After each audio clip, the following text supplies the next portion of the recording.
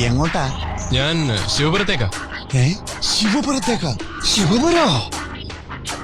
അതെ, അവിടെ ശിവക്കാവില് നിറയെ വിളക്കുകൾ എത്തിച്ചിട്ട് തറവാട്ടിൽ അമ്മയുടെ അസ്ഥികലശം സ്ഥാപിക്കണം. അമ്മയുടെ ആഗ്രഹമായിരുന്നു. ഭൂതങ്ങളും പ്രേതങ്ങളും ഇപ്പോഴും അലഞ്ഞു നടക്കുന്ന സ്ഥലവാ ശിവക്കാവ്. അമ്മ പറഞ്ഞ് കേട്ടിട്ടുണ്ട് ഇതുപോലെ കുറെ കഥകള്. ശിവക്കാവില് കാലങ്ങളായി ആരും വിളക്ക് വയ്ക്കാൻ ധൈര്യപ്പെട്ടിട്ടില്ല. അതെന്താ?